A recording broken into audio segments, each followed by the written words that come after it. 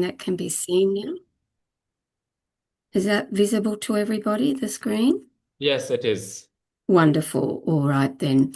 So, um, because this is an Australian welcome, it is a policy in Australia that we welcome people to our land.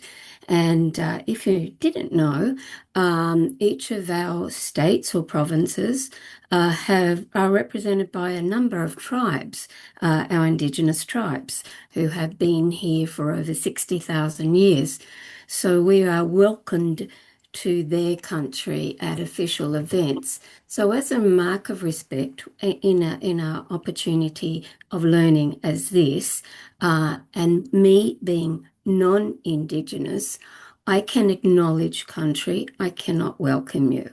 So, I like to begin by acknowledging the traditional owners of the land on which we meet today, which, from where I live, is the Gadigal people of the Eora Nation, and pay my respects to elders past, present, and emerging. So that is always one of our things that we like to do at the beginning of our program. And as you can see, we have over hundreds of tribes when we put the other 8 provinces with us as well. So it's lovely to have you with us today. So I know we're talking about leadership in complex situations and what are the possibilities of developing leadership when a number of the countries that you are coming from today, the towns, the villages, may be under-resourced and there will be a culturally diverse setting. Um, Interestingly, again, Australia is one of the most multicultural countries in the world. So it comes to us as a natural thinking that there may be 30 or 40 cultures within our schools, if not more, at any one time. And that needs deep consideration as we think about the development of leaders from teacher leader through to middle leader, through to principal and system leader. But as we think about it today, I want to talk about this in terms of the system capability that is needed. And when I talk about system, I am talking about the ministries or your agencies, departments of education, and what they need to be able to do along with you in your workplaces and those that support you in your workplaces so that you are enabled all to become leaders. And so what I thought might be helpful today is to think about, share with you from my PhD and other research, some of the work that has been done in developing early teacher capability and actually in initial teacher education to start that leadership journey. And so by the time you are ready to become a middle leader, like an assistant principal or whatever that might be called in your school system, wherever you are, or even a school leader or a system leader, your leadership journey has been scaffolded. It's been built on for a long time. But I thought along the way, and I have chat open here as well to watch what you might ask. We'll make this also a reflective opportunity for you because this is your leadership journey, not mine. And so certainly I'll be sharing the slides with talent. And you will have access to all of these visuals. But at any time you want to take a quick photo of something because you want to be using it as we're talking, as I'm talking, sorry, that you've got that use. So sometimes it's really hard to get some time to think about what am I already doing successfully as leaders. And when I have a number of beginning teachers with me or teachers in initial teacher education, they talk about the lack of opportunity they have to lead. And then we take them to their other workplaces, whether they're working in their family store, whether they are running a particular area for the family, whether they are working in a shop somewhere to get funds to go to university, to think about the other leadership opportunities. playing football, playing in a sports team, playing in a musical, whatever that might be. So what are you doing already successfully in leadership at time in your career? And who knows about it? Sometimes we will get a graduate coming into our program having no idea they've been leading a whole company from the age of 16. And so it's about getting that ethnographic profile of the people we have working with us, which is so important. So what am I going to focus on in my personal journey and my professional learning right now? And we always talk about the personal as well as the professional because there needs to be balance there between both. What are your valued relationships? Have you already got a mentor or a coach or somebody you feel safe to talk about your learning needs with? And what is stopping you from growing and taking that leadership journey forward? Um, and what do you need to create? So we'll do some reflective activities in this session. What do you need? Opportunities do you need to create? What do you need to adapt you're doing? But if you modified it a bit, it'd work better for you in terms of your leadership pathway. And what do you need to stop doing? Because it's taking up a lot of time, but it's not giving you a return on investment. And then what's your story? What's your legacy? What will people say about you as a leader in time? So we'll come back to that, but that's the reflective question I will be asking. And you might want to use this as a template prompt. What are those values that you hold dear to, faith-based values, cultural values that are really helping you or you need to consider and reflect upon in your leadership journey? What are your working practice that are maybe working or not? Are you seeming to be spending a lot of time planning lessons and not seeing much impact in classrooms? Those sorts of examples. And what's that emotional shift that you need to make to become a leader or to become a more effective leader? So that's just a little template for you to have in mind. And every so often, I will stop talking and I'll invite you to a park bench, as we will call it, just to reflect either on those questions or a part of the leadership piece I've just asked about. So I don't know if chat's enabled, but if that's helpful to have a reflective question in there at that point that we can come back to, that's your opportunity, so that we don't say a whole lot of things and we miss something that was really important right at the very beginning. Because this is your learning journey, this is your year, and what are you going to promise yourself? And what is your story going to look like in your studies and in your practice? So let's get started. Sometimes I have a different question. So I was thinking about, what does an education system or your Ministry of Education have to have in place to ensure quality system and school leaders? So system leaders, I'm talking about district leaders, province leaders, superintendents that are coming in to help the school, those sorts of people that should be as part of their goal, helping the school.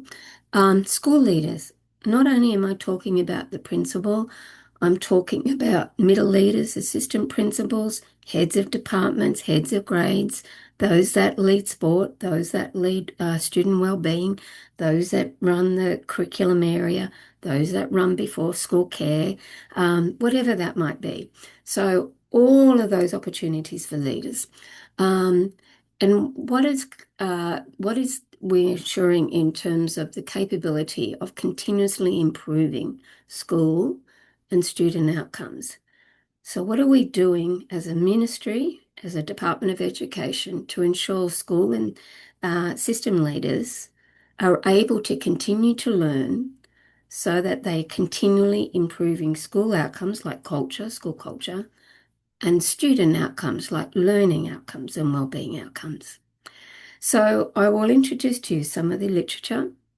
We'll hopefully, if it is a normality that we talk about competencies, and checklists to shift that thinking, and I'll show you that. Look at some reconceptualized leadership frameworks and think about the fit that suits your context and helps you to adapt your expertise and give you some more thinking time and some more conversations. Excuse me. So this is the OEC leadership system pipeline model. It's been around for a little while, but it's really important to have an understanding of where everything goes in this particular setting. If we look at the bottom, the centre, the Ministry of Education or your Department of Education, they should be about setting the strategy for what leadership looks like and what improvement looks like. They're the ones that are creating the support and the accountability mechanisms to make sure everything's working well without communicating compliance. That's what we don't want to have. Establishing the right decisions so that everybody knows what they're supposed to do. And I'll take you through some of those models. And is continually thinking about the way to build up leadership skills at all system levels, whether it's in university, in initial teacher education, whether it's in the primary or the secondary school or the early childhood setting or the university that you're in, whether it's a faith-led system, whether it's government and faith-led, like we have in Australia. So all of that should be coming from the centre to make sure resourcing is efficient. And if you look at those blocks on the side, on my right-hand side, they come from DeFore, the DeFore and DeFore work. And I have all these links in the slides for you. When they talk about the centre, they talk about the place that creates that sustainable focus on quality teaching so that teaching practices, pedagogical practices, are continuing to improve all the time. Building that collaborative culture, not only within the ministry, but out in the districts, the provinces, and in each school. But at the same time, making sure that the system supports are ensuring that student and learning and wellbeing results are improving. So as every school, ensuring that every student improves by 12 months of learning growth each year they are at school as a minimum. That's sort of the mantra. And then we start to look at this at the middle level. What does that look like in the provinces, the districts, and the schools? And is there that sense of a shared mission and vision, values, and goals? Are we all on the same learning journey? Have we got collaboratives working together within the schools and across the schools so that not only is there resource efficiency and sharing of ideas, but best practices coming from a number of different places, and more so from the schools that are driving the learning?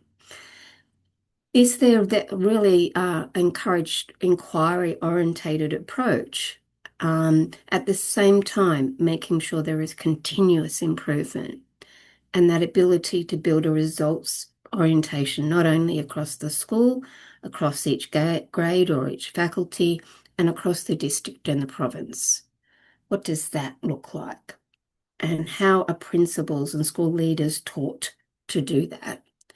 And then in the classrooms, in our schools, the centre or the focus of this whole thing, what does it look like in delivering classroom instruction or pedagogical practices, collaborating with peers to develop and share pedagogical knowledge, and engaging with not only our parents, but our faith-based leaders and others that would ensure quality teaching is happening across all schools and within each classroom in a school. And therefore, has every teacher been supported to have the skills? What does my students need to learn? How will I know when my students have learnt it? What will I do if some of my students haven't learnt it? Do I leave them behind and keep going? Or what are the mechanisms in the school that will help the children learn? And what will I do when students already know the learning intention? So There are the children at the top. If we flip this whole system, the students are the center of this. Who supports the teachers? Who supports the school leaders and the district leaders from the center to make sure this is an effective system? So either we're going up or we're going down. So this is the centerpiece of what we talked about today, along with a shared understanding of what school systems are looking like in this current age. If you haven't seen the OECD 2030 work, Learning for 2030, a lot of your countries have collaborated in this. And if you go to that part of the website on OECD, you will see a lot of countries have participated in sharing quality pedagogical practices, quality curriculum, quality approaches to leadership. And so there's a lot of things being discussed already that you in your schools, in your universities can access, because this is the current learning work of schools across the countries across our world. This is what the learning compass is that we're aspiring to, with learner agency moving more from the outside, or student agency, as you can see outside the compass, coming more close to what should be the center of our work, student agency. So what does it look like as an enterprise strategy? And how can our leaders drive that right from the very beginning? So what OEC said in the previous slide, what you are seeing here is the focus of our leadership work at whatever level we are at. So to get a little bit tighter on what we mean by leadership, this was how I started my research into principal preparation programs. But it's the same for teacher leadership, middle leadership, principal. These attributes or these pieces have to be in place. A system, a ministry, and a school and a district have to have a very clear idea of what a portrait of a graduate will look like, whether that's a teacher leader, whether that's a middle leader, whether it's a school principal or assistant leader. I see in my own country, let alone in others that we support, that yes, we've got this fantastic leadership program designed, but we haven't got clarity around what we've got to deliver for the system, or what a leader needs to look like to be able to deliver for the system. And so having a very clear image of the portrait of a graduate, and therefore what policies need to be in place to help those aspiring to be in a leadership position. What are the partnerships that would be helpful? What are the standard informed coursework that will help to achieve that portrait of a graduate? And what do the supports look like? And we're going to have a closer look at that. I looked at 4 countries for this study. And then when I looked at it in terms of teacher leadership and middle leadership, it was the same things. We certainly need that jurisdiction commitment to policies and values around leadership and learning. Interestingly, which is going to be a fracture for my own country, all of them rigorously recruited and selected those that would be in programs and those that would be faculty. So you just couldn't put up your hand and say, yeah, I might be a leader one day, I might do this course. A lot of the more committed systems to leadership development want a return on investment. So they'll pay for the training program, but you've got to be very clear about to do it. So I'll come back and have a look at that. Funding, of course, in some way, and I'll meet with that. And then what does that look like in terms of certification and how are programs evaluated? The research mainly talks about Darling Hammond and those for the last 20 years and others talk about strong jurisdiction support of universities and districts. So the partnership, they usually talk about the district and the university running the leadership program at whatever level it is. But the research also shows that professional associations can be very good partners in this as well as church and faith-based organisations.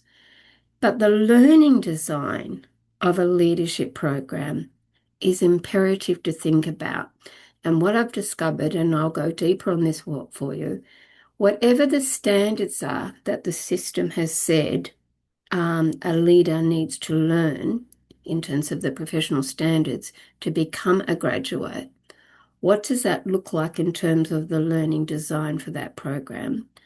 And how do those that are learning to be leaders get immersed in it right from the beginning? And I'll give you the medical example. You wouldn't have somebody going into training for medical practice or being in ambulance or a dentist who didn't practice it in their workplace first. So they either practice in a hospital or they practice with a doctor in residence somewhere. And if they're a dentist, they'll go and practice with a dentist. All programs say if you're learning how to be a middle leader or a school leader or assistant leader, you need to practice it in a site where you can actually work and do it. So what does that learning design look like? And then who is going to help you with that? Who will be your mentors? In Australia, we're quite quick to say, oh, they've been an experienced principal for 20 years, they'll be a good coach. And we know that doesn't always work. So what does that look like in terms of coaching and training in good practice? So that's sort of a part of our journey today in developing not only your pathways, but thinking about those who are designing courses, what needs to be in place. I learned very quickly from my studies that the partnerships are the most important part of making sure a leadership program is sustainable and leadership priorities within a system become sustainable. So in our own country, AITSL is our Australian Institute for Teaching and School Leadership. It's our national agency for professional support. They wouldn't do this on their own, even though they're owned by our Federal Minister of Education. They do it with the state and territory ministers. They do it with regulatory boards. They do it with universities. Everything that they do in terms of designing leadership practice is done in consultation with others. It's not a perfect world. I will share with you what the US does, because when the um, ministry owns something, a ministry sometimes can change their mind about what's important for leadership development. Whereas if the profession owns it, the profession can be independent researchers and practitioners in this. So I want to talk about that a little bit more. But in our case in Australia, and the good example at the moment is that our leadership standards need a good update. They're too old. But the national minister has said, no, we've got other priorities at the moment, so we're not going to update them yet. In the US, when the profession knows that teacher standards or leadership standards need to be updated, the profession does it. And they don't have to wait for the president of the US to say yes or no. So this is some of the things I'll share with you today. So strong program partnerships in terms of not only the learning design, but also making sure there's good coaching and mentoring those going through a leadership program. Here's an example that we've just been working with 10 universities in Indonesia. They're part of what we're doing trialing a redesign of initial teacher education, and what the year looks like when they graduate from university and practice for 1 year being a teacher before they get their certificate. You can see a lady bending over and talking to this group here. That's our Professor Michelle Simons, who's head of our deans in Australia. So we have 5 Australian universities and 10 Indonesian universities collaborating to look at what initial teacher education might look like, and that final year before graduating and then doing their practice year in a school. So there's all different sorts of partnerships you can have, but they need to be a good representative part of the program. So what are some of the learnings? So making sure jurisdiction, whether that's being your country's leadership or your state or provincial leadership is what I mean by jurisdiction. What is the jurisdiction policy and vision about leadership and learning that guides the preparation and continual professional development of school and system leaders? So, what does that look like in your country or your region or your area at the moment? In our country, um, a big review of leadership was done in 2018. And out of that review, they reminded us all that good school leaders good school systems, plan for a leadership pipeline. This begins with identifying great, suitable leadership candidates at a particular time and continuing with training and intensive support as they become new leaders and are practicing leadership.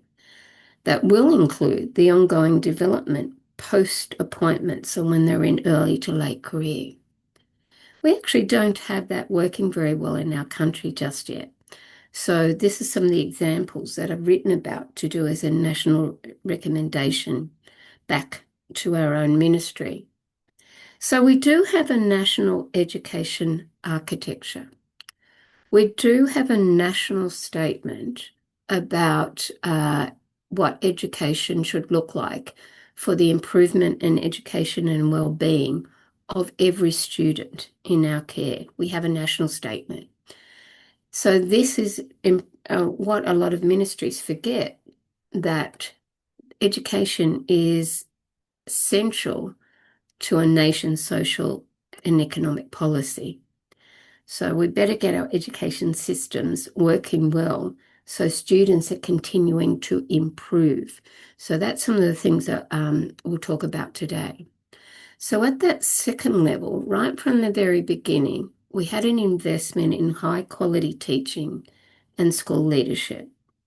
So one of the first things we did when we established AITSL, who had the remit of all this work, was to say, okay, what would that look like in terms of a performance and development framework? What would that look like in terms of professional learning for school leaders and teachers? What that look like as a career progression? And therefore, if we could answer all those questions, what would that look like when we developed our professional standards for teachers and our professional standard for school principals? Since this has been built, we now have middle leadership as well. So this is our Australian architecture that AITSL is responsible for. And we've been talking a lot with my Indonesian colleagues about what that might look like and have presented this work in Pakistan as well. So at a regional level, at a state level in Australia, one of our most recent reforms has said, okay, if that's what we've got to do, we need to think about these years. What's our strategy for public education in South Australia? And some of our Indonesian ministers came and saw this in action. So they've agreed on what their areas of impact need to be in terms of improving student outcomes. They need to look at equity and excellence. They need to ensure every student is an effective learner, every teacher and school principal is an effective learner. They want to make sure there is learner agency and students are partners in their learning. And therefore, they have put students at the centre of all strategic direction, which informs the leadership journeys of everybody. The leaders of impact, as you can see, are partnering with families and communities, ensuring every teacher is an effective teacher, that there is empowered leadership within each school and across the system and the districts, that children are actively involved, that there is improvement and responsibility. So every teacher owns the results that are happening in their classroom and understands they need to be adding 12 months of learning growth minimum for every student. And there is that strengthening of supports all the time and the resourcing and investment.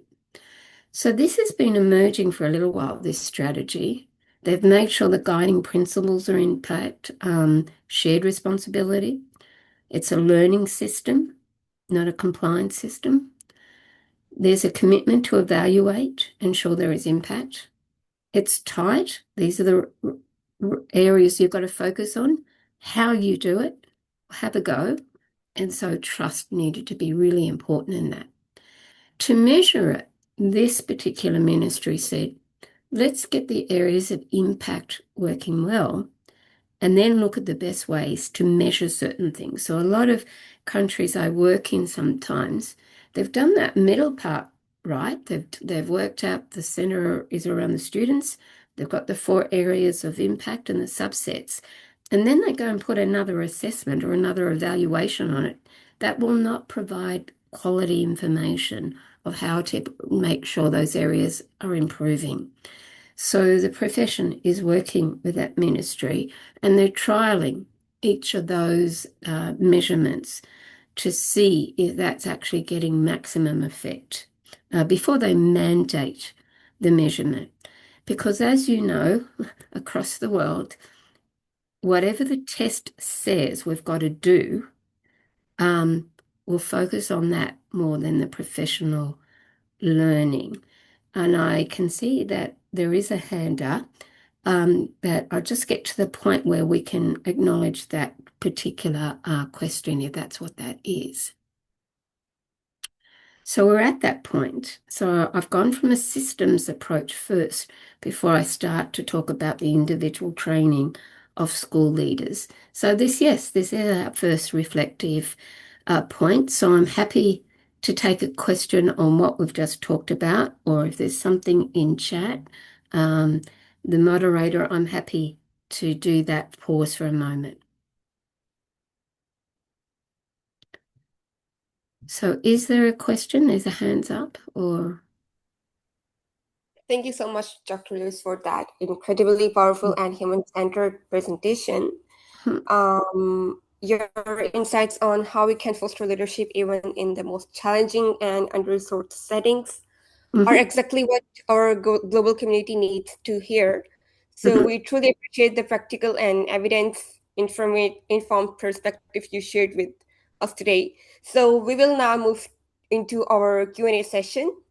I can imagine your mind. Yes, this is one Q&A. There's 5. Yeah. So I can imagine your mind must be buzzing with thoughts and reflections. Before we start, a quick reminder for our participants. Please ensure your questions are concise. Make sure you have included your name and country before your question so we can acknowledge your camera on as we engage with our speaker. Please go for the first question. Okay.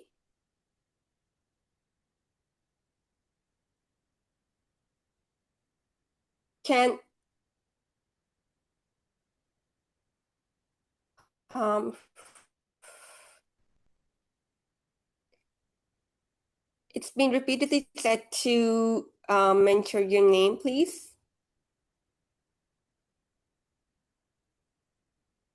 Okay. Abdul Kadir, please go ahead.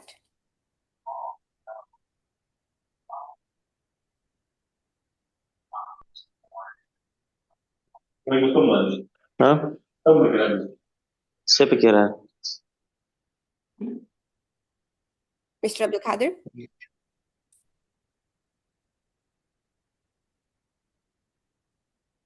Okay. Muhammad Rafiuddin, please go ahead.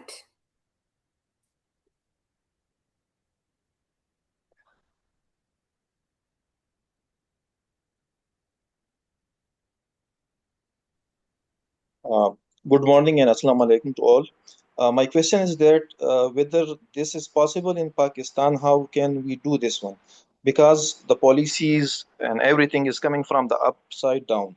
So from the on the ground root level, like the teachers, the leaders, whatever we are facing on the ground realities, and we need change in that one. And we want to develop the leadership in the students as well as in the teachers. But from upside down, we have policies. So how we can do the change in this Mm-hmm. regard, this Mm-hmm. scenario? Yeah. So I'm going to give you some tools as we continue. But if we start with every country, every ministry will have policies. We've got the same here. It's how the profession uh, embraces those policies to support each other. So I'm very aware you've got national teaching standards. I don't know if you've got national leadership standards yet. Then how are they enacted within a region or how do the principals collaborate together to build out the professional space together? How do you work as communities of practice? And again, I will be modeling some of that. But yes, you may have top-down policy, as most countries do, but what are the schools doing together to collaborate? What are the teacher work, professional learning associations doing together? What are the principal professional associations together? That's how we drive change in our country. The profession takes the policy and then develop it into something that's sensible and achievable, and the profession works together on that. So that's just a start of the thinking, but if we can keep collaborating, and I'm actually going to give more examples of that. So right from the very beginning, for example, our ministry has decided not to update our leadership standards yet. So the profession is taking it into their own hands and will come up with a very good model of what professional standards and competencies should look like for school leaders. And they will have done it themselves, which they'll hand back to the ministry because it'll be a much more sophisticated model and there will be professional buy-in. So what does that look like when we can flip it the other way and take the policy and then work with either each other collaboratively internationally or with the professional associations you have within your own country?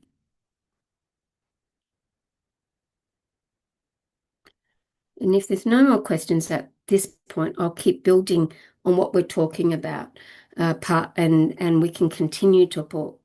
What do we do when we have top-down models? And I want to give you some examples, some very big countries of what they've done because of that. So we'll keep going and talk about the next example.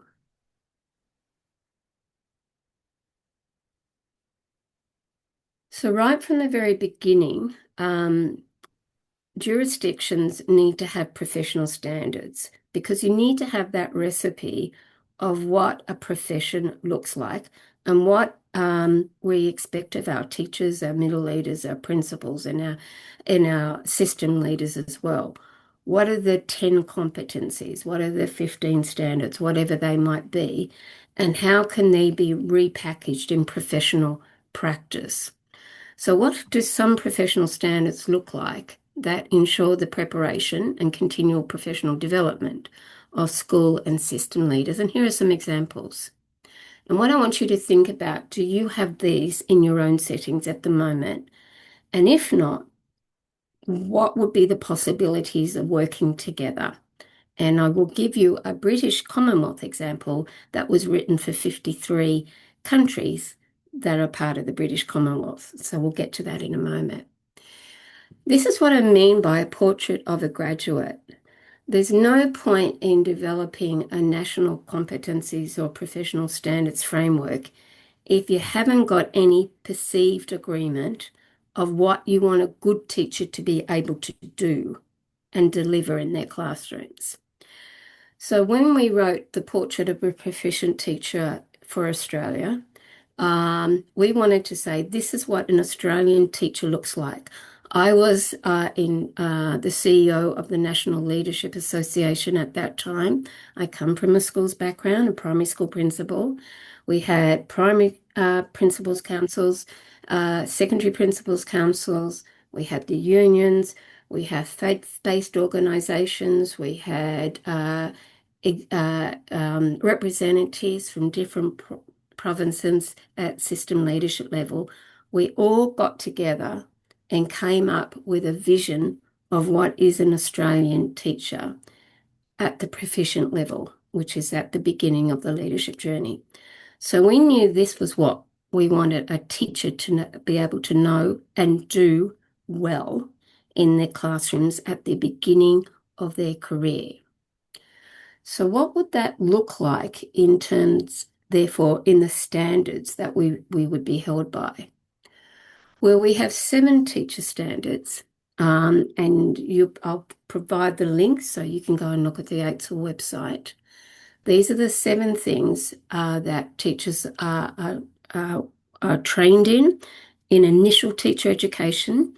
So in the last year of university training, the teachers in training are already working with the professional standards. So when they transition into schools, they are already part of the profession and they have the professional language of that profession, it being teaching, just like the medical profession does, just like the army profession does, just like the dentist profession has.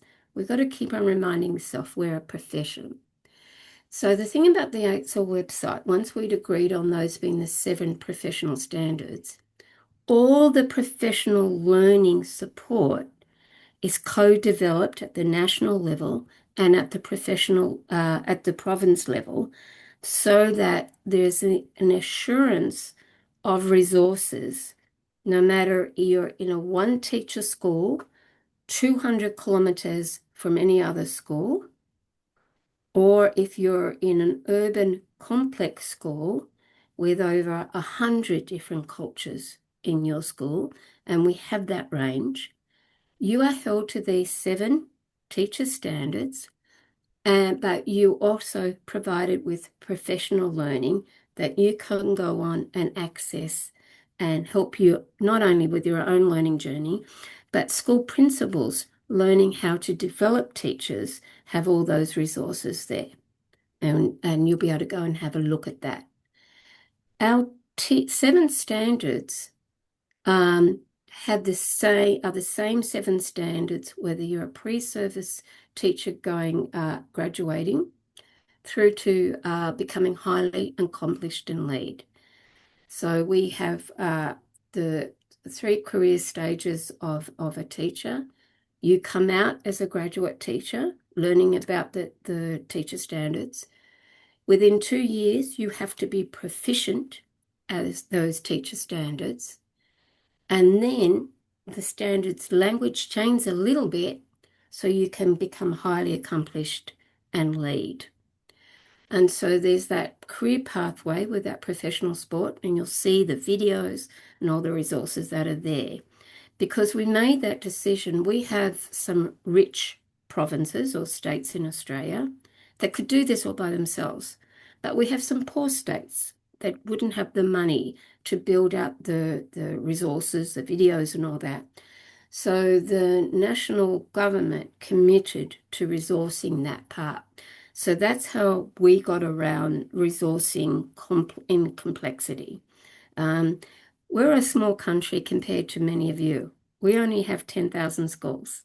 So some of the states only have a few schools, 200 or 300, and then some of our states have 2,000 to 3,000 schools. So that equity of access was made in the decisions because the profession led that right from the very beginning. The school leader has a different set of standards, as you can see, the Australian professional standards for principals. And when you get on the website afterward and play with it, you'll see all these supports that need continuous improvement. And this is what, for those in Indonesia, we've been talking about for a while. So we have that career pathway, and yes, it is a mix of regulation and support. There's things that the ministry says that we must do. Every teacher, for example, within 2 years has to be working at proficient level. That's what we're trying to get, achieving well against those 7 standards. And there are some, if there's somebody ill or if a female teacher goes off to have a baby, there is flexibility. But within that mixed regulation, there is that support at the ministry level and the province or state level. What I found in the overseas research, and this is University of Washington out of Washington State, this particular university provides leadership development programs for middle leadership. So you can see there's that administrative certificate. That university, as I found with many around the world, do that in partnership with their local district. So if you could think of, say, district of Jakarta or district of Hyderabad or whatever how you would ever think about that, they build out the program together. So there is that agreed standard of what a middle leader will be able to know and do, and it's a partnership of theory and practice. Then you can see the Danforth Educational Leadership Program is the principal certificate, and it's mandatory across the US that you must do some sort of study to become a principal. Same in Canada, same in the UK, same in many, many countries, but not Australia. So that's why I studied and did this for my PhD, to introduce what best practice could look like. But it makes sense as a profession, the complexity of becoming a school leader. You need some support and some learning. You need to know what the theory of change says. You need to be able to apply those learnings. And that's where the university and the professional partnerships come into place. In many countries, as in the US, then there are standards for beginning principals, and they get a lot of professional support. And then if you want to become a supervisor or a district superintendent, there is another area of study that you do. But to wait for the ministries in the US, of which there are 50, to come up with all this and agree on all of this would be really hard. So in the US, the professional associations drive it. And so that's the sweet spot, I think, in all of this. When the profession gets together and takes responsibility for improving the profession, we will sometimes set much higher standards than the ministry will actually set. And so with that, I'll share with you a couple of other things. This is from my research, is what I found was a portrait of an early career principal in many of the international writings, whether it was, because I looked at Ontario, where they've had mandatory principal training for 20 years. I looked across the US, where they've had mandatory principal preparation for about the same amount of time, and in the US.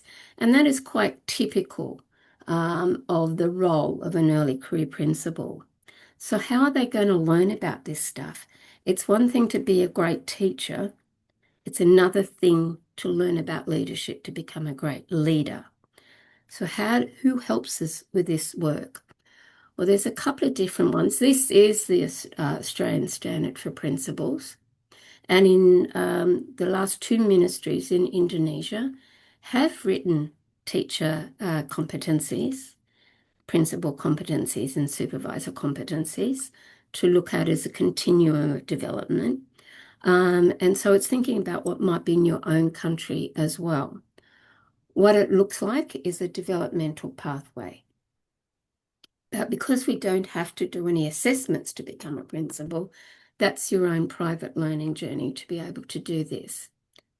This one I like and was very proud to be a co-leader of this program. So the British Commonwealth, of which Pakistan is a member, some of our South Africa, some of our African countries would be part of the British Commonwealth, Commonwealth of Nations, as is Australia. So what we did in 2018 and been building on it ever since, we said, okay, what is it to be a good leader, no matter where you are leading in the world, no matter if it's a tiny village without any resources to the most complex school in the middle of a very highly populated city. You must know how to lead. The mindset that because you are in a more complex or poor place, you don't have to do as much in preparation is the wrong mindset. You need the most preparation because the work is so much harder to turn around school improvement. So how can we work through that? So those 7 capabilities became the center of the work that we did for the Commonwealth, and you can get access to all of this. And we looked about what this looked like as a formal pathway that people could either pathway through themselves or with the professional, with the university, or with their school, or with their district. So what does it look like when I'm a leader, a teacher leader? Who am I influencing within and beyond the classroom? The children, my parents, my peers that I'm teaching with. As a middle leader pathway, who am I influencing within and beyond a school district team? What are the roles, what are the skills I'll need when I have to work with people at that particular level for impact? Principal leadership. What do I need to know in terms of skills and development to influence within and beyond my current workplace? And as a system level, what do I need to know and be able to do to influence with across multiple schools with multiple complexities and globally? So that's how we set this up with schools working with refugees working with us from Papua New Guinea, from Tonga, from South Africa, from Namibia, from Pakistan, across from the Caribbean. We had different school leaders working with us. And this is what it looks like. Each capability, and I've selected number 3, leading capacity, I think it was that one. I've selected that one, leading communities of learners. And at the beginning of each capability introduction, we said, okay, know your context. So what's the environment and what are the internal relevant contextual policies you've got to work with? You're stuck with them. And how can you work with those to enable what the design of the learning you're working through? So we had those questions ready. Okay, once you've named the policy environment that you're working in, how are you going to work in terms of improving capability? And for this particular area, capability 3, leading communities of learners, we asked some generic but very important questions to help you to start to think about this capability. How do I develop a student learning centered school? It's not even in the policy of my government, for example, those sorts of things.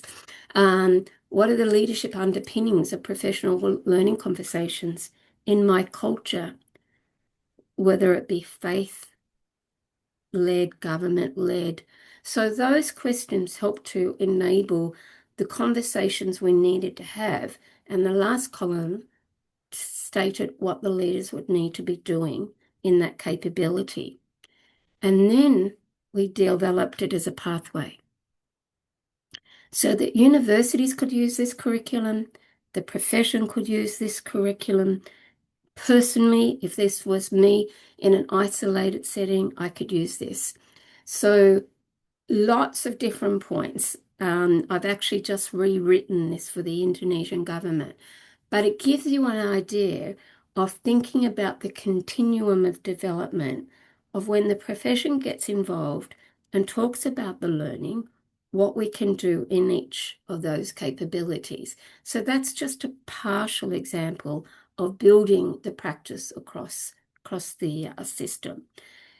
It becomes then the shared language of leadership, whether you're a system leader or a teacher leader. You're both learning about, knows and understand staff and students as learners, as individuals and as a group. It's just my area of impact and my complexity of where I am that has differentiated my tasks. So we started to build this out for ministries to use across the Commonwealth. And of course, you don't have to be in the Commonwealth to access this now. So that gives you an example when the profession takes hold of the development of this, as has happened in the US. They are continuing to refine their professional standards as the research and the requirements of leaders continues to change. This is the US professional standards for educational leaders. And interestingly, and this is part of my aha learning moment, these educational standards are for not only middle leaders, teachers, principals, curriculum leaders, but also district leaders. So we're all educational leaders together, and we're all learning about the development of what this might look like. So you can go onto the National Policy Board for Educational Administration, and again, you'll see that the Supervisors Council, the Principals Associations, the unions, and the universities all got together. They've updated these 4 times since they started in 1996. They're holding off at the moment. They're ready to make their next lot of changes because these were written in 2015.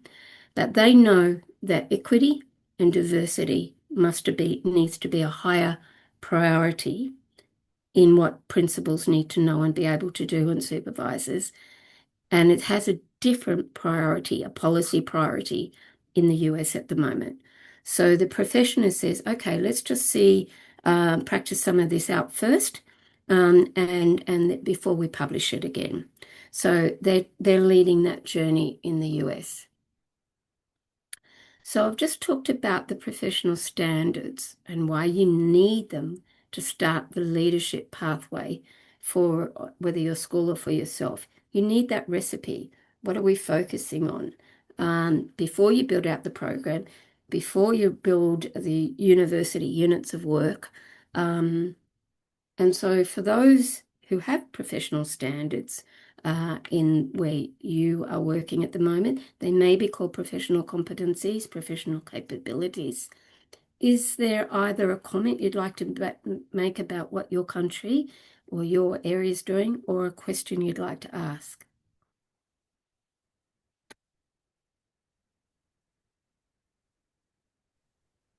Any question by the participants?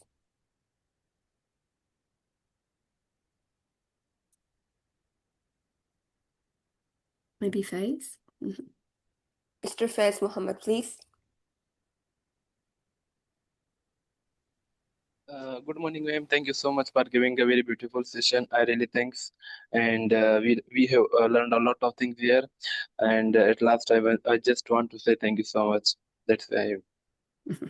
My pleasure, pal. It'll get a little bit more challenging now, so I hope it's still okay for you. Thank you. Terima kasih. Thank you so much, ma'am. All right, Bill, I'll keep going because we can keep having a big question and answer session at the end as well. All right. So it's one thing to have the standards, but what's the program of work to learn about the standards? And again, we've got this in Australia for initial teacher education, and for teacher training, we have a training program, to ensure we understand and can do the standards well in our classrooms. We don't have one for school leaders. So this starts to have a look at what other places are doing. So as I said, there's one thing to know what the professional standards are. How do I know how to enact them in my professional learning journey and help others with those as well? So I introduced you in the last session to the professional standards for educational leaders from the US. They've also got 2 program standards. So the 50 states of the US can opt into using those, and across most of the states, these guidelines are mandatory. And then at a sub-level, so if I give you the example of the state of Illinois, the city of Chicago has taken those standards and modified them again because the city of Chicago, which has 2 million students, has different complexities. But it's the same shared language across the country, being nuanced or differentiated based on context. Interestingly, although they've got the professional standards for educational leaders, when they teach the program, they have a different program design for those who are working in schools, which is the building level, and those that are working at the district level, because they know the role of those working at a district or province level is going to be a little bit different. Again, you can go on the website of NPBA and download. But what do I mean when I show this an example? Okay, if we look at those professional standards from the PSL, as they're called, from the US, and if I take that first standard, mission, vision, and core values, what would that look like as a design task? So they've thought about this. The National University Council of Educational Administrators, UCEA, all the teaching universities across the US, again, the principals associations, the superintendents council, the teachers, all came together to build out a program to teach, to make sure that somebody passing this standard could show all these things. So the second publication, you can see for this particular standard, there's content knowledge. A graduate who is passing has to have around mission, vision, and improvement, and educational leadership skills that they've got to be able to demonstrate. And that's the mandatory requirement. A university can do more, a professional association can do more, but this is the agreed mandatory minimal content that needs to be for each of the standards. And in these programs, graduates should be given an opportunity to become aware about it, to acquire the concepts. Sometimes the university is teaching that awareness stage and the understanding stage. And then a lot of it, the application, is done in the field.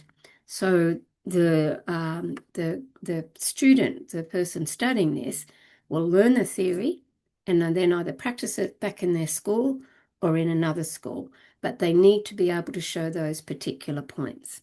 As I said, that's a guideline. So something like Chicago Public Schools Board has updated those a bit to suit their city.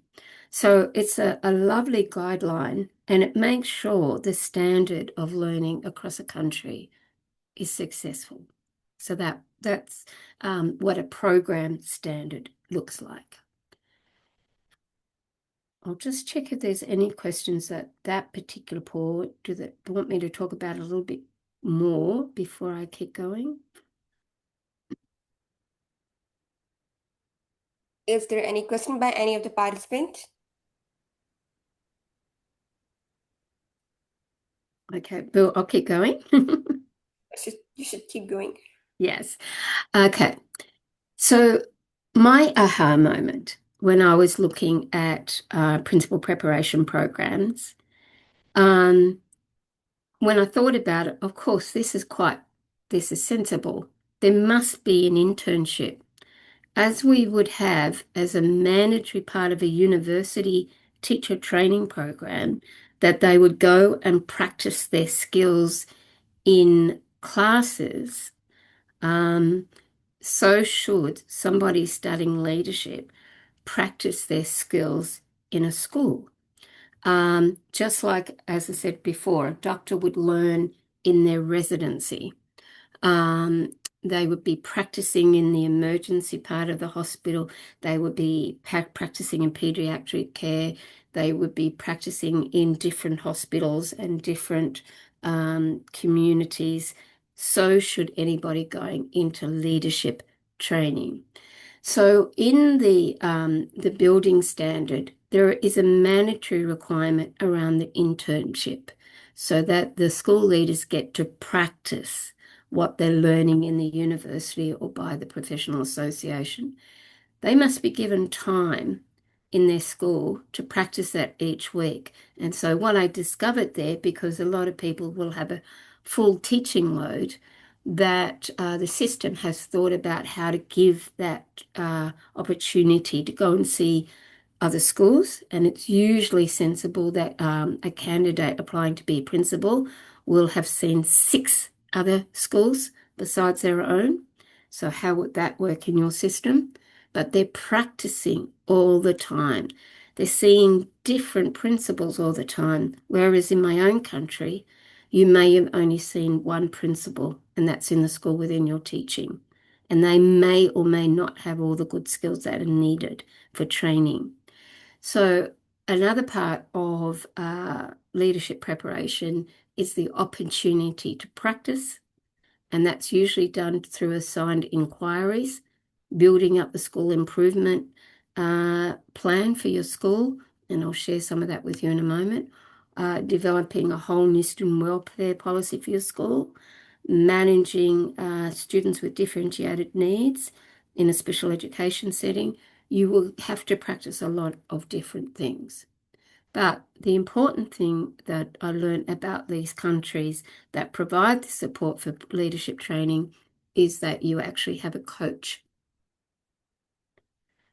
So in these settings where they actually mandate an internship and study, you couldn't just say, I'm a great principal, I'll coach the person in my school.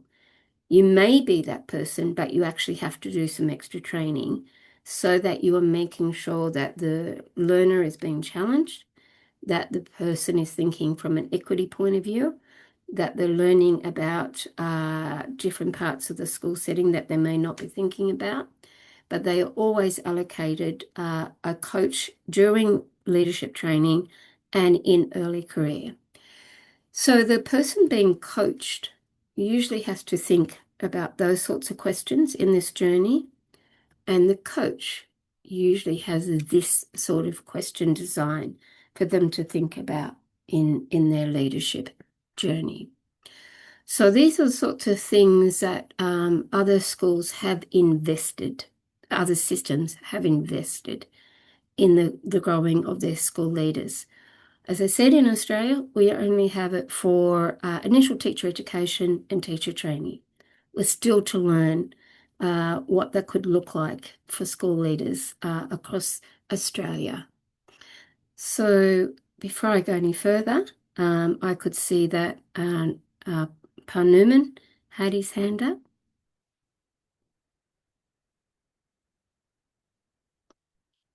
Mr. Numan, you have any question?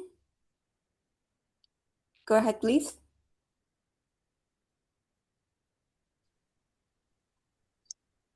Hello everyone, Assalamu alaikum. Mr. Numan, do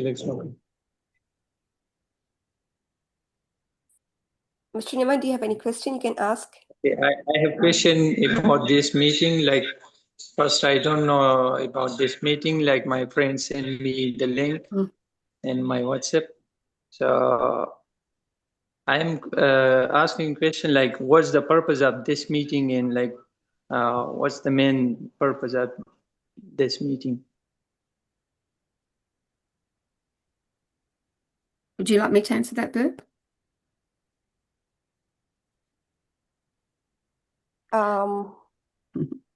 So Numan's meeting was about Dr. Jenny's title on developing a community of capable leaders in under-resourced and culturally diverse settings. So I would say be a little attentive to this session so you would definitely know about what's going on happening in these sessions. So be attentive a little bit. Thank you, Burp. Ms. Jenny, Okay. can you continue, please? All right, we'll keep going.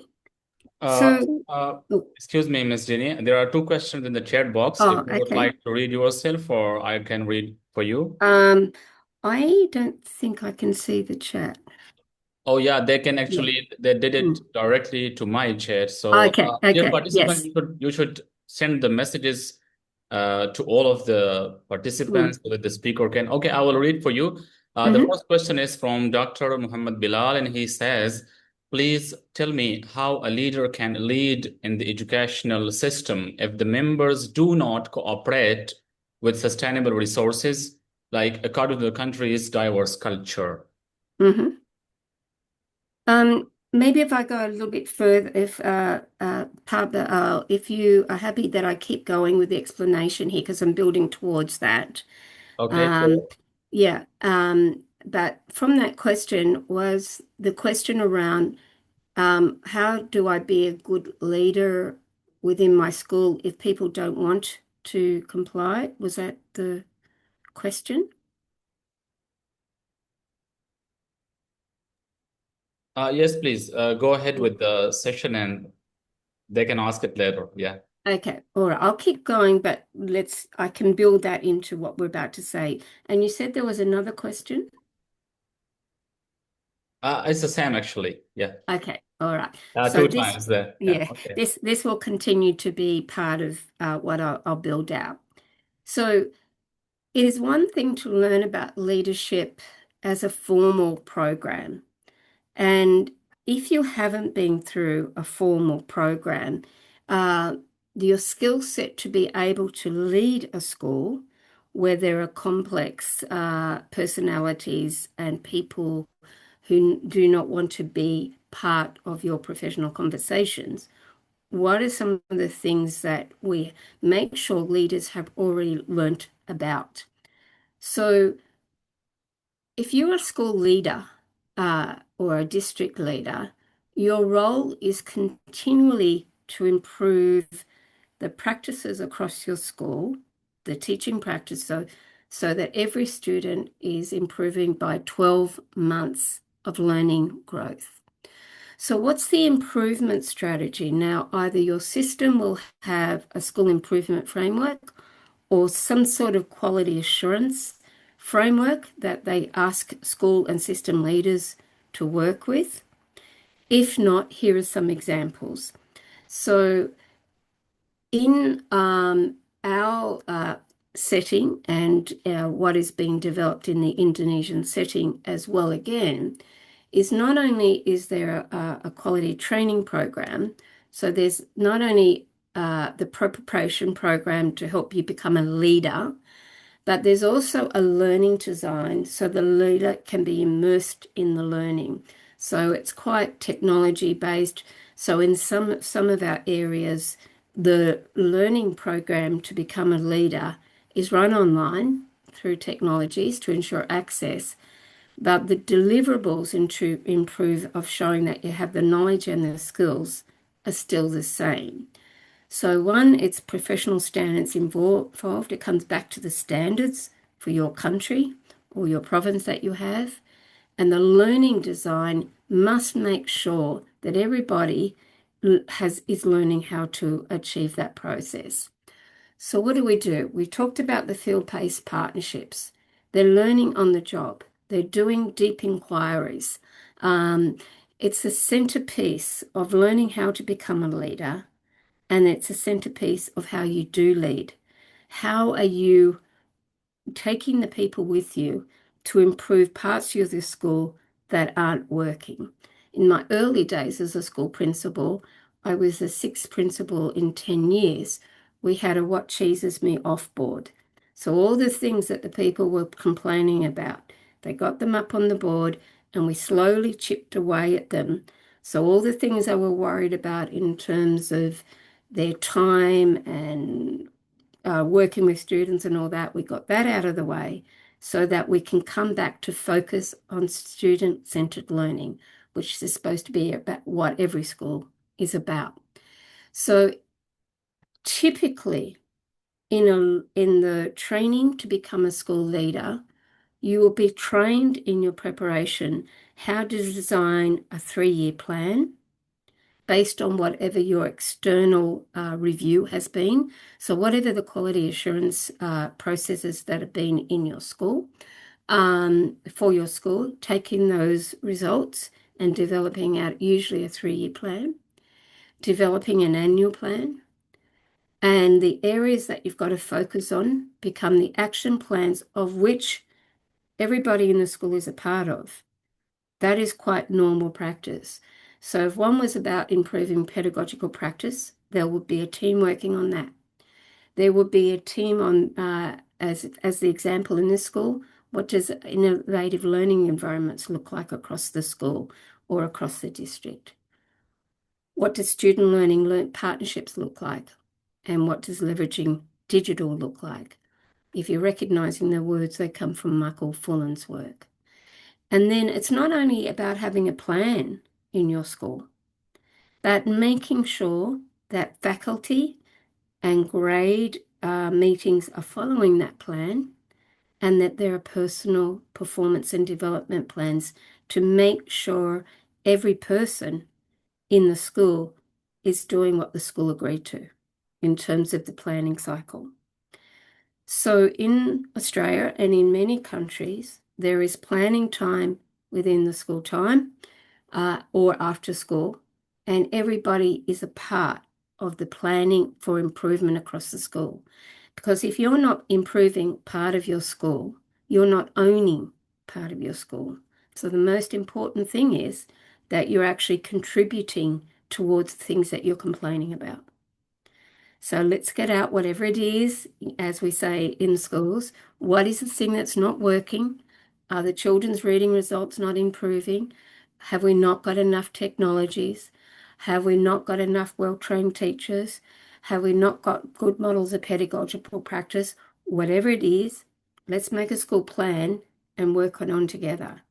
So that's an important part of countering staff that may not choose to be professionals. In most systems, they would have to buy into working on these things together, not just teaching their class, being part of the whole school improvement journey. In Australia, it's one of the 7 standards. You have to be part of professional learning community and professionally involved within your school. So in New South Wales, again, you'll be able to access this. This provides an overview of what planning should look like in a school. So across the system, you'll see educational leadership is the foundation. You'll see that at the second level, school planning, learning and development, school resources, management processes, reporting professional standards, that second platform. And then what does that look like in terms of learning, growth and attainment, and attendance, well-being and engagement? And then the second part of that is all about what is happening in terms of class practice across the school. So we all work on this together. So we have 3 priority areas: excellence in learning across our school, excellence in teaching, and excellence in leading. And I doubt that any one of you in a school would say they're not areas that you should be focusing on, okay? But then you can see the sub pieces underneath. Do we need to work on the learning culture? Have we got staff that don't believe that they're professionals and are not complying with what the rules and regulations are? Have we got a strong well-being policy across the school? What does curriculum tracking across the school look like? Are we making sure every student is learning across a growth path? Have we got a tracking system for curriculum and a tracking system for assessment and reporting? And how do we look at student growth and performance? The same in teaching and the same in leading. These are the areas school leaders in New South Wales have to be working on in the school setting. Not all the time. There are priority areas, but we have a continuum. So you can see I've got curriculum highlighted for you at the moment. So if curriculum was an area that we needed to work on across the school, that was an area that the staff were complaining about, then you might be at the delivering level, the sustaining and growing area, or the excelling. And it's up to the superintendent to work with you to say, okay, you're working in curriculum provision at delivering, let's see what some of your evidence is looking like, and work on this together. But in terms of the school improvement plan, we have teachers involved in whichever areas are the priorities.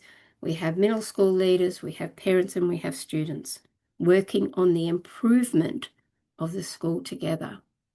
So we might be working on curriculum.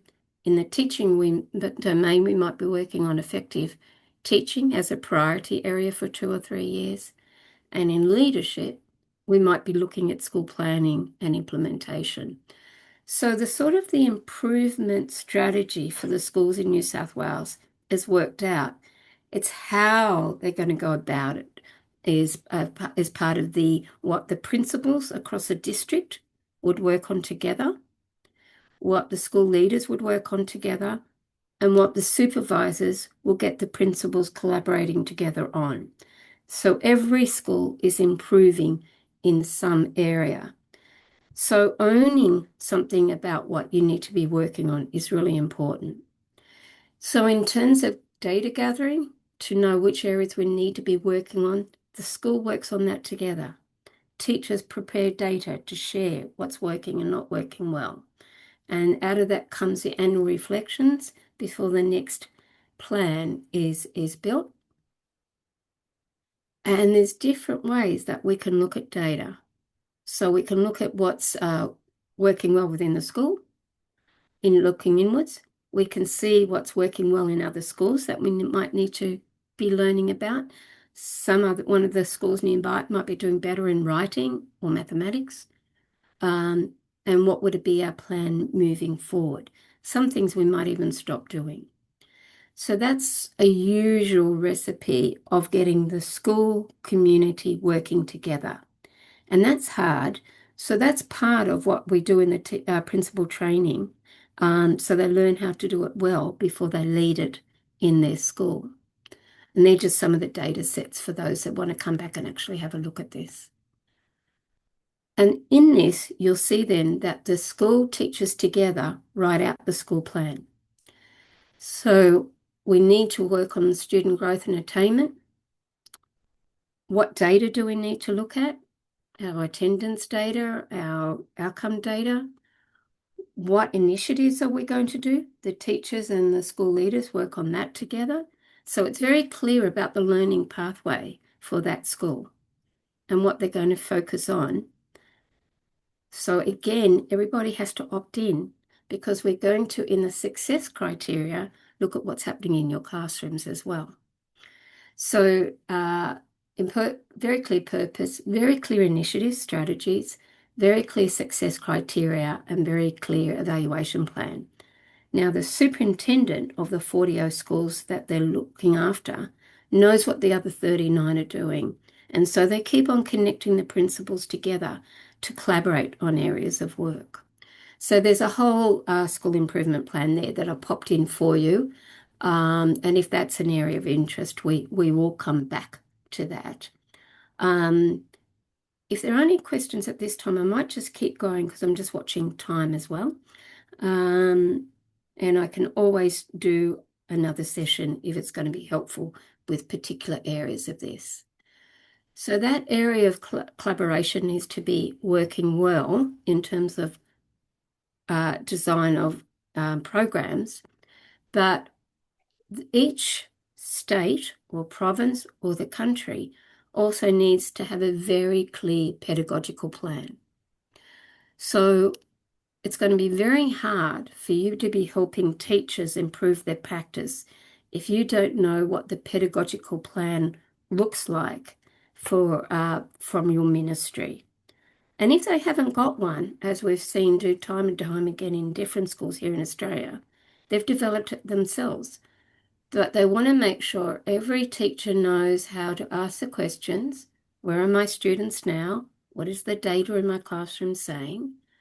How will I make a plan so I know what I need to design? What do my students need to learn? Before they plan, how will I get my students to be there? What's the learning design going to look like in terms of classroom practice? And what will be my assessment tasks at the same time? So this is a huge routine in schools in Australia, let's be clear about what our pedagogical plan looks like that we're all supposed to be following. Because if we're not following that, then their variation in student learning outcome data is going to be very, very vulnerable. So again, as a school leader, have you got that in place within your school? Or has the ministry got that in place? And if not, where could we start? Could start with that one. So being clear about what you focus on in terms of school improvement, be clear about what pedagogical practice looks like, and clear about what your instructional model looks like. So when the Indonesian government came to Auburn North, they saw 80 cultures represented across the school of 700 children. They saw parents actively involved in the learning within the classrooms, but every single classroom that the 40 representatives from the Indonesian government visited saw this instructional model in place. Did a teacher know how to introduce a lesson so that the children hooked in? Did the teacher know what the prior knowledge for the students were and what the learning goal and success criteria looked like? Did the teacher know what the modeled teaching new piece of learning should be? And did the teacher know how to design that in learning practices? And did the teacher know how to close the lesson to capture what the students knew or still didn't know? So that becomes the centerpiece of our school improvement design and what leaders of schools and leaders of districts have to have nailed in classrooms across Australia and everywhere. So if you haven't got that clear, it's a great place to start. And the other part about it before we go to questions is the opportunity to talk together. So I make a judgment about a student's pass, and another teacher or yourselves may say, oh, I didn't even see any success criteria there. So how do we make sure that teachers can talk about learning together? That's a huge leadership strategy for schools. Do your teachers in your schools or with your peers, can they actually talk about good quality learning and assessment together? So at that point, before we finish, I'll go back to questions, and I think Abdul has a question. Mr. Abdul Majid, please go ahead.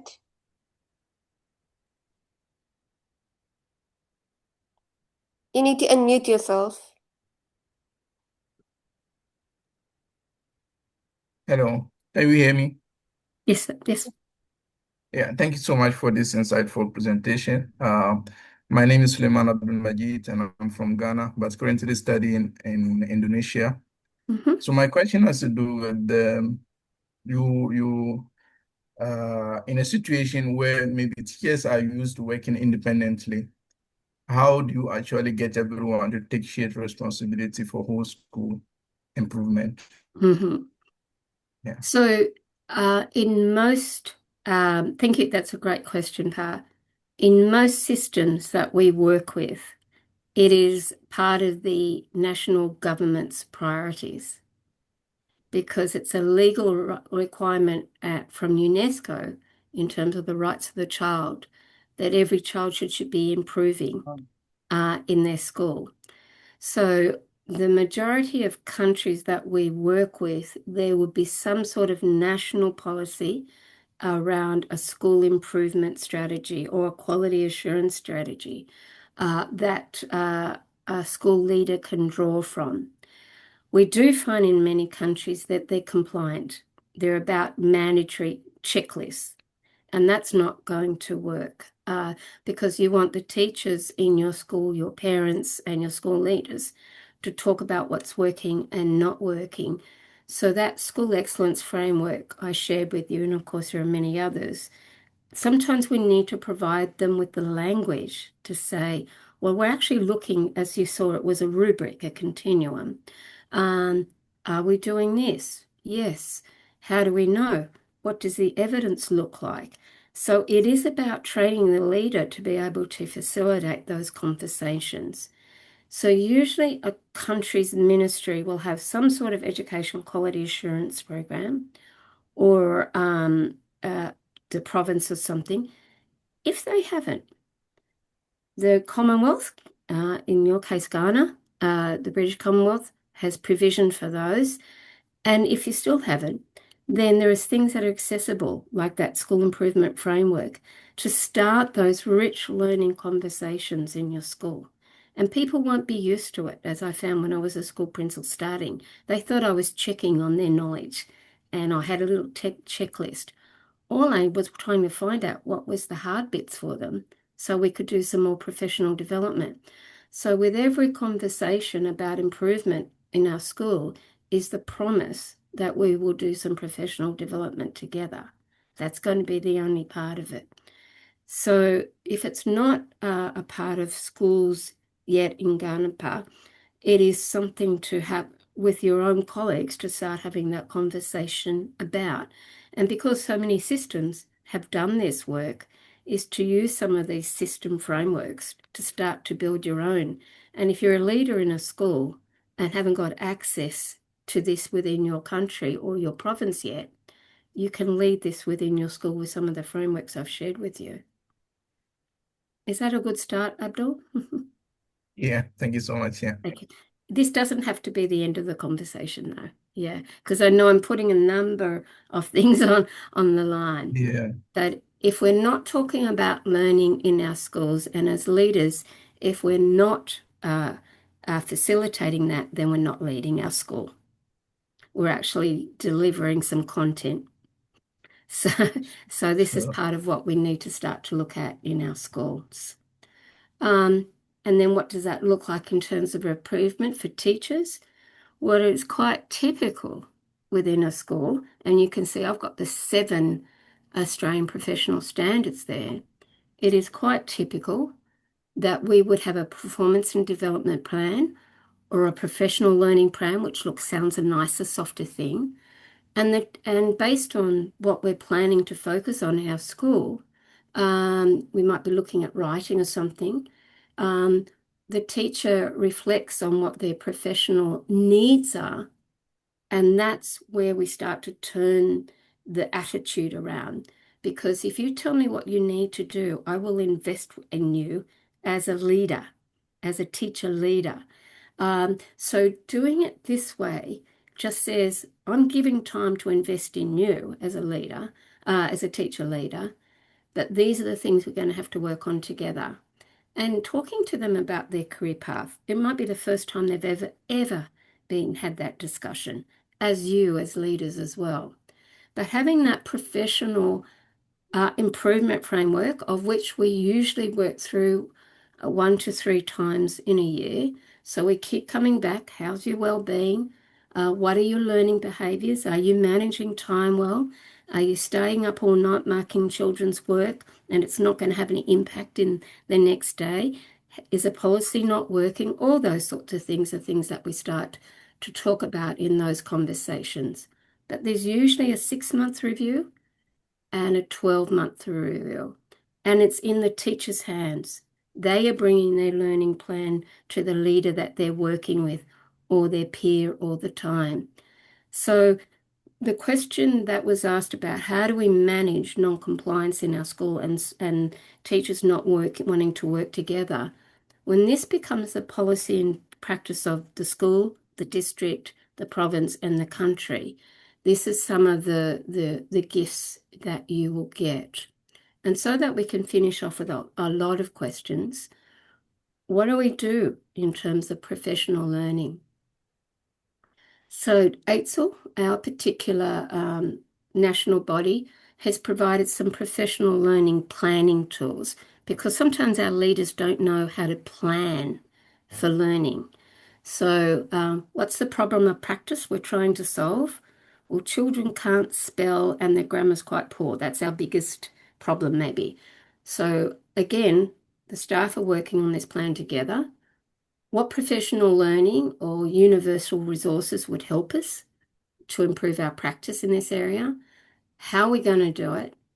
And what will be the impact? How will we know if we work on the professional learning together, things will change? What's the evaluation plan for each part? And I've given you an example of what that looks like when it's populated. So doing the planning together and the teachers taking responsibility for their learning goes halfway towards those conversations starting about learning and changing practice if that hasn't already started. When we work across a country that is in complex situations, as is in Australia, we have schools that are 500 kilometres between each other sometimes, and there's only one or two teachers in a school.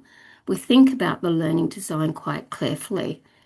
It's great to have face-to-face because you build those relationships. It's important to think about the mentoring attribute of what we do.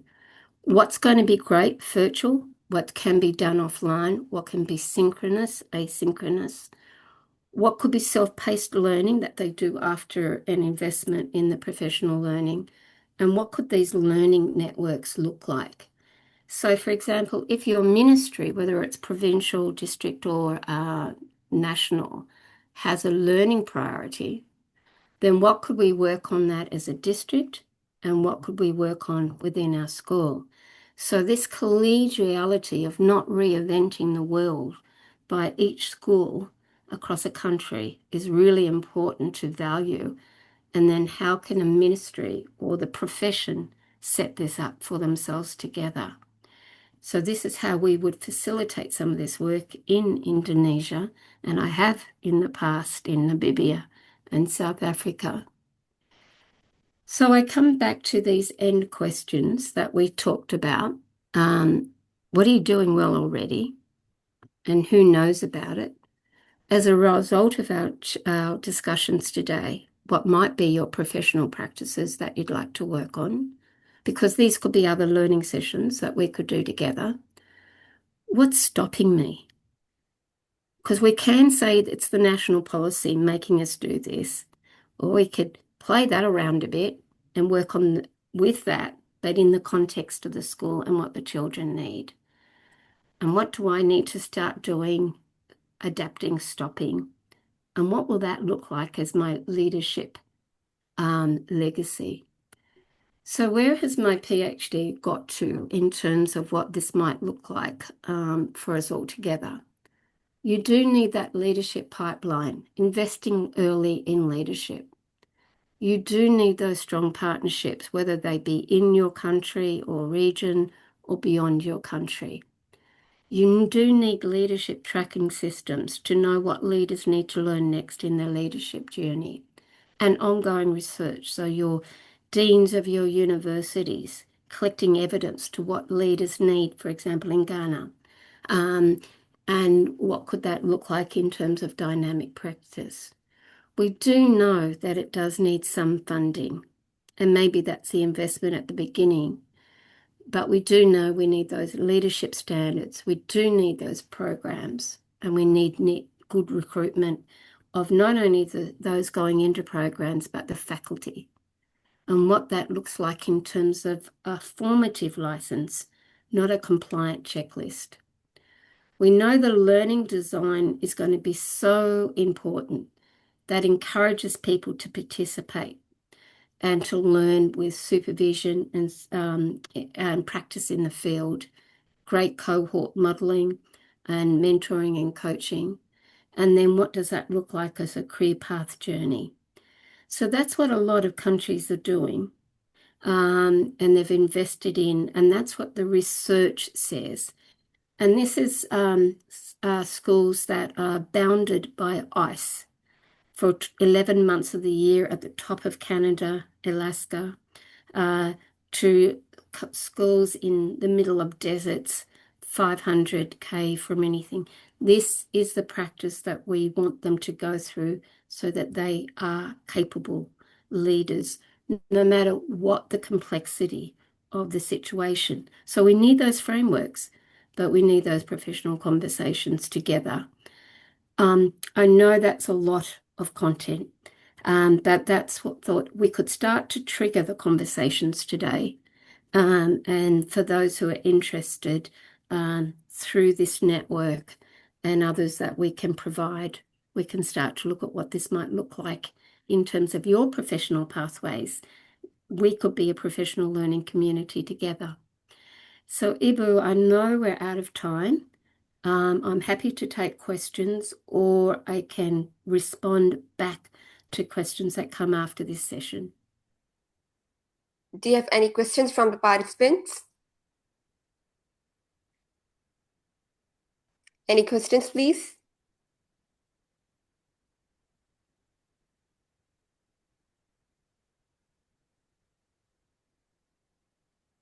Do you have any questions, participants, please?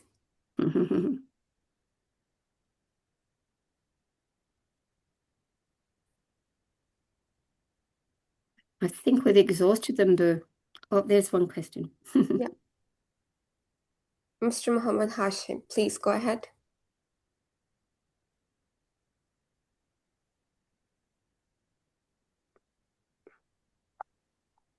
Mr. Hashim, please unmute yourself. The question or my question is that how the educators, the teachers lead the leadership under this high pressure. As you know, the government do not give the enough resources for a satisfied education system, and we don't have the concepts of learning concentration. So, what's the point of view about it? So one of the questions I realise would be asked is, what if the resourcing or the opportunities aren't there in terms of what I've just talked about, and where could that conversations go? We do have a network of university and professional associations happy to work with this connected community.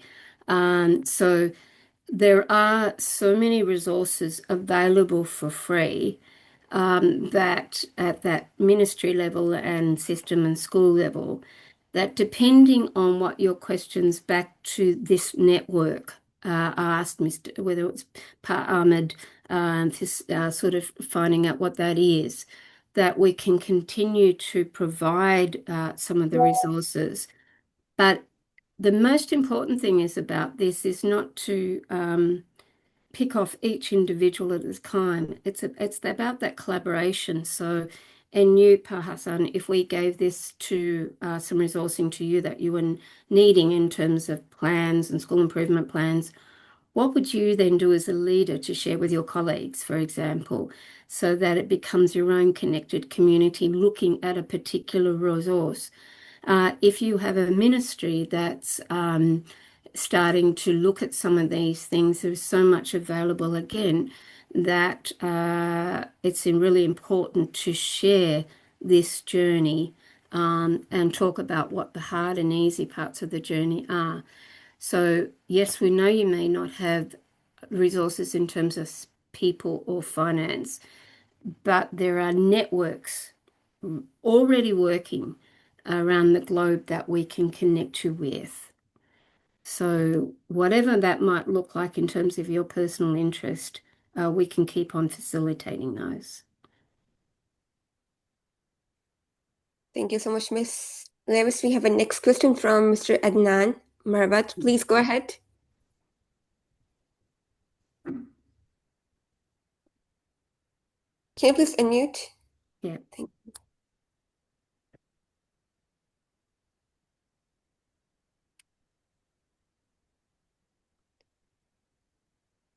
Oh, we can't hear you, Pa.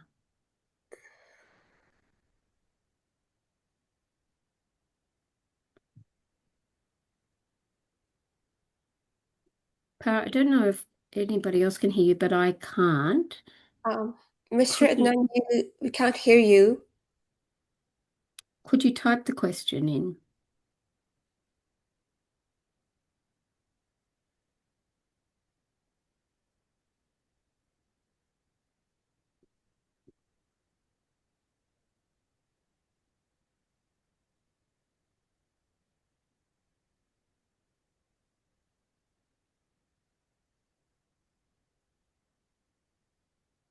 Mm.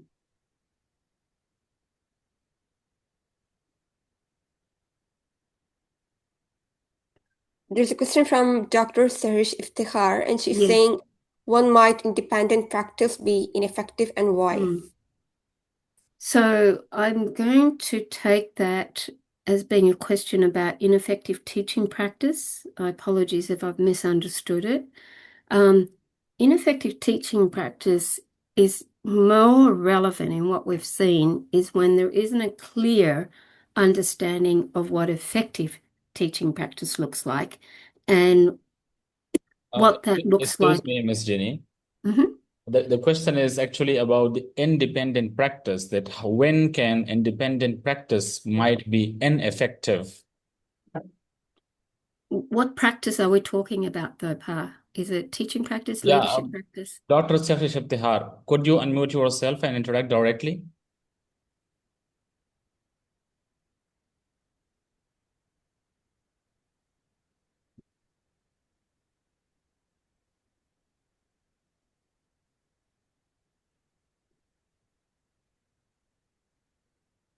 Mm.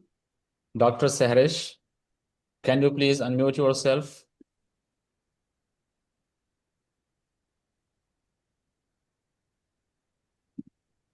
The mic is off and not Okay, operative. can you please specify what kind of independent practice you meant here?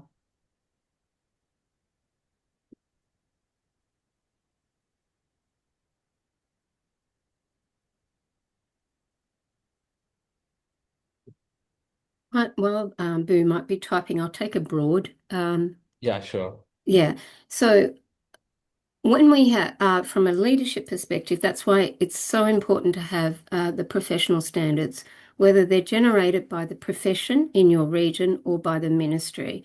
So there is a pathway of what a good leader looks like and should be working towards that is defined by your ministry or your profession. So that very clear portrait of a graduate and what a quality teacher or a school leader looks like is imperative to have this shared conversation. That's the most important thing. Same for a teacher. Knowing what a quality teacher needs to know and be able to do as a portrait of a teacher is really, really important. If that's not clear and we're making assumptions that a teacher is not doing a good job, based on what? And so that's why we had to build that clarity around what an Australian teacher had to know and be able to do so that we could actually make judgments about when a teacher wasn't fulfilling their role as a teacher against our professional standards. Otherwise, it becomes subjective and the opinion of people. Some people used to think, some of my parents thought I was a bad teacher because I never used textbooks. And all the other teachers in the school were using textbooks. I preferred to design my own learning experiences based on what the children needed.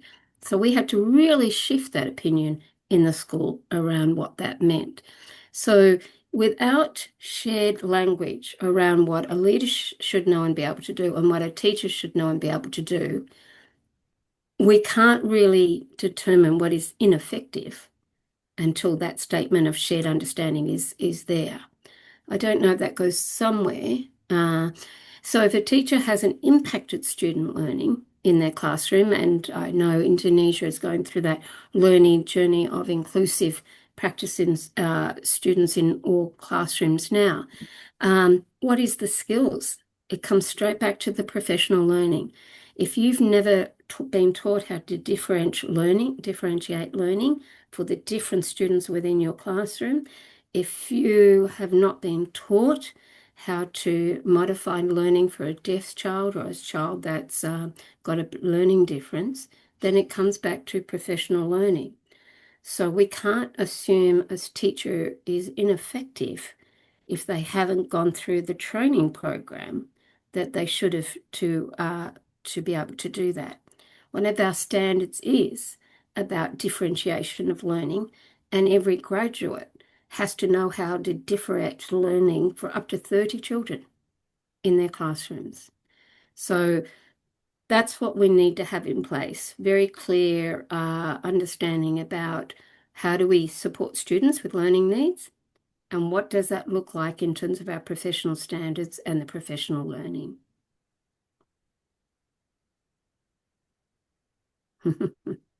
Thanks, Boo. Thanks for your answer. Do we have any other question from the participants? Ms. Shaza, I would recommend to close the session as per the time has been exceeded. Yeah. So, Dr. Lewis, thank you so much for such a deep and profound lecture. And as a gesture of our deep gratitude for your contribution to the Talent Quest community, we would like to present you with a small token of our appreciation.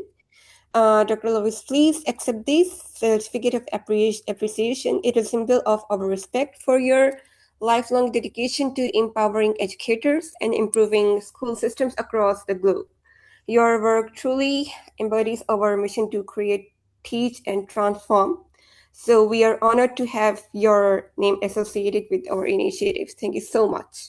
Absolute pleasure, Boo and Pa. Very happy to be connected with your community of learners, of which we've met a few today, and from such diverse settings. And very happy for this to be part of a number of different conversations, if that helps.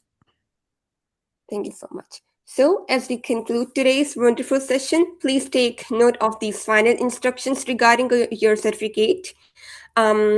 Please do not email us repeatedly asking about your certificate. All certificates will be sent to your registered email within 2 days at the latest.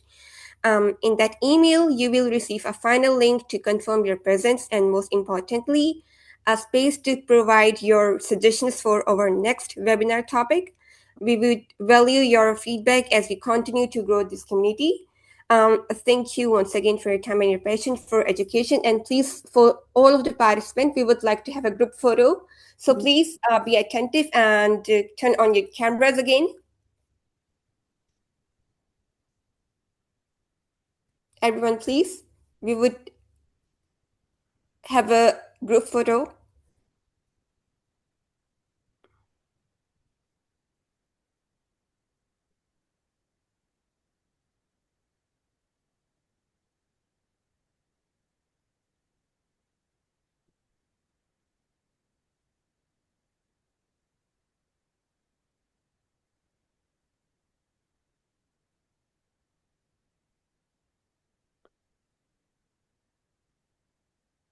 I think it's done. I think.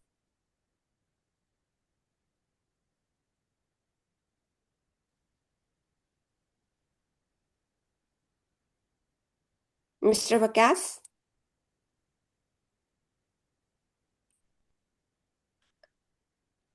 Yes, it is done. You may proceed. Thank you very much.